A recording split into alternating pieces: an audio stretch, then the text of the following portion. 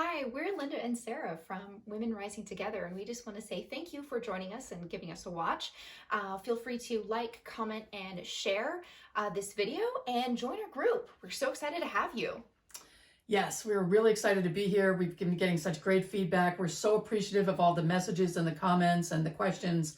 And we want our Facebook Lives to be about what you want to hear, what you have some challenges with. So we've gotten some great ideas from the feedback we've gotten so far. So we're excited. So this week we're doing a 3-part series. And today it's story time. We'll get into that in a moment. Wednesday, we'll bring you the women in your life. And on Friday, the topic is put on your own oxygen mask first. So to start with today, what story are you telling yourself?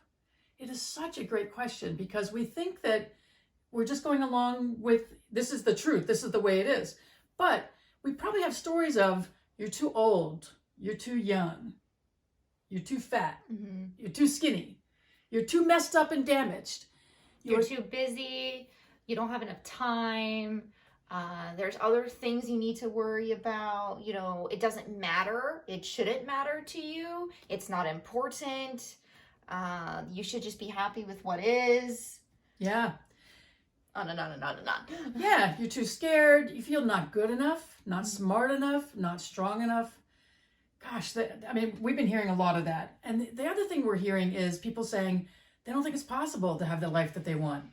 And like that hurts my heart. Yeah. You know, because I really do believe it's possible to have the life you want.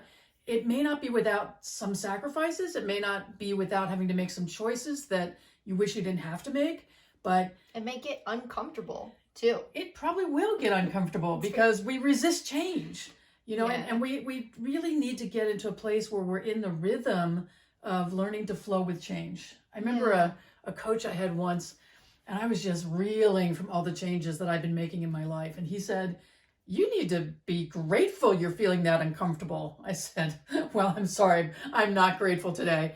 And he said, "That's a sign to you that you're moving and that you're letting things go and you're moving the direction of where you really want to go."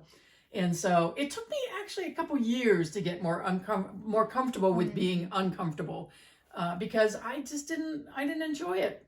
And it's like, I felt like there was pressure all the time. And so one of the things that I was working on some stuff this weekend. We had a really big weekend in our house. Sarah decided to move in with me.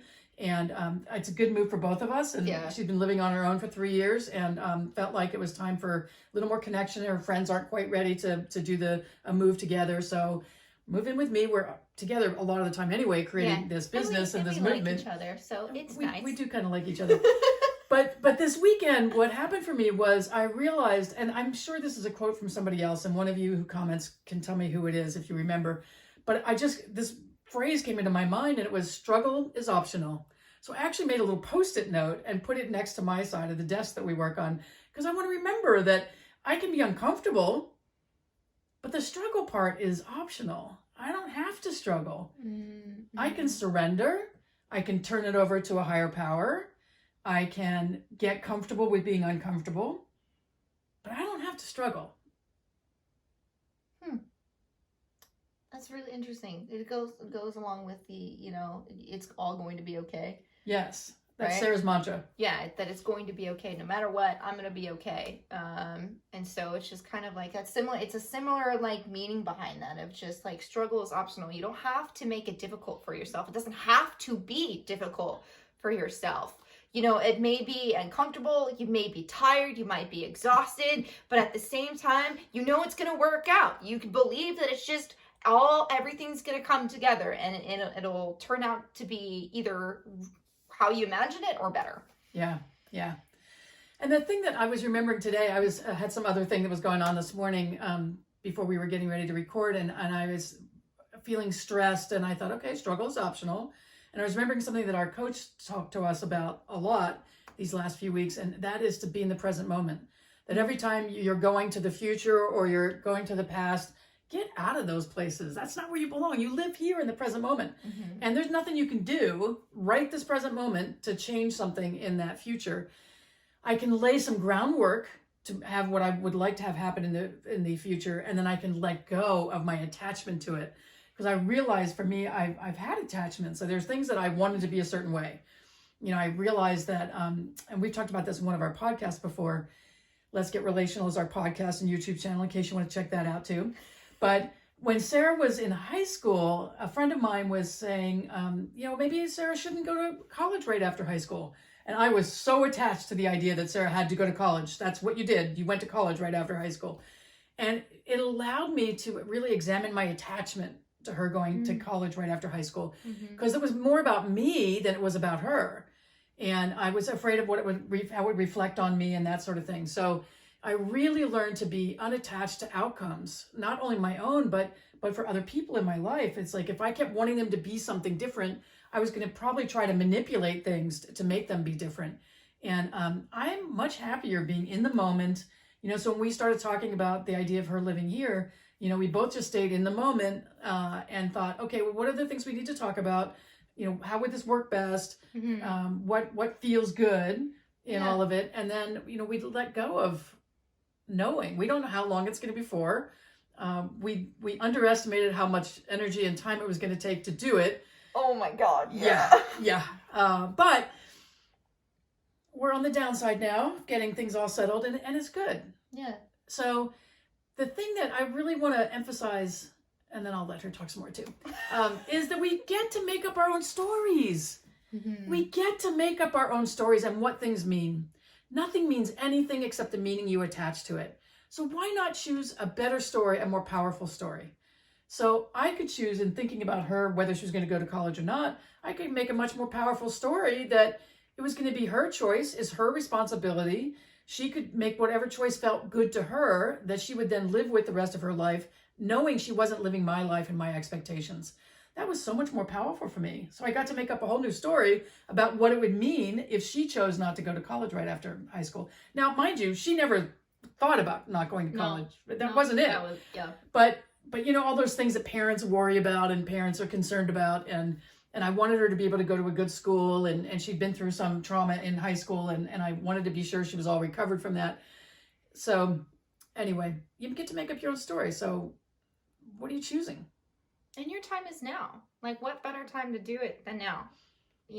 It's like, are you going to keep, waiting and waiting and waiting until the exact perfect moment? Because the exact perfect moment to do this is not going to happen. There is no perfect moment. It's just, you got to decide that this is something that you want to do and that you want to change, that you're ready to change. And you don't have to be 100% like, oh yeah, I'm totally gung-ho for this, like 100% confident it's going to work out. You don't have to be or feel that way. It's just knowing that I want something to change. I need something, just even if it's just a little thing, I need something to change. And you work with that and you run with it.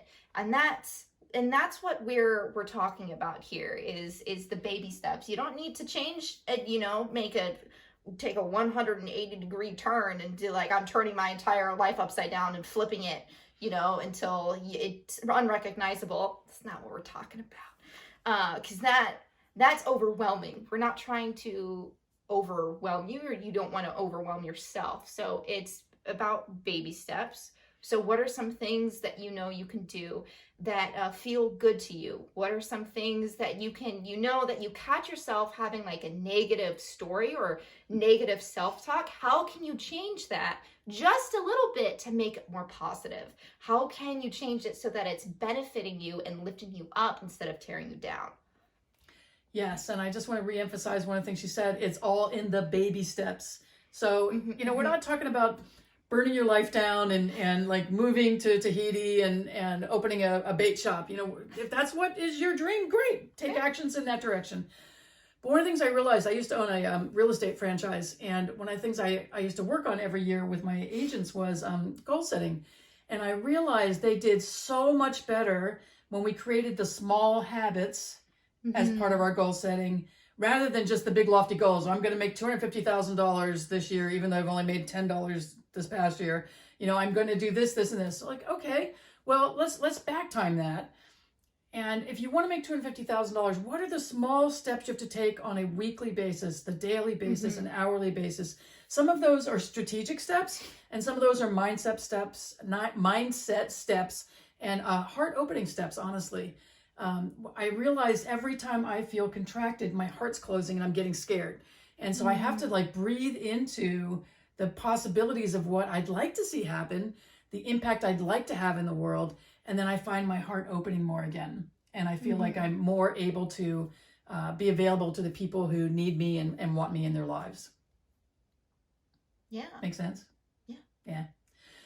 So we want to invite you, if you're interested in doing some coaching, if you're feeling like you need some help creating this new story, this new place in your life, we are doing 6-month coaching packages, and we would be happy to chat with you about that.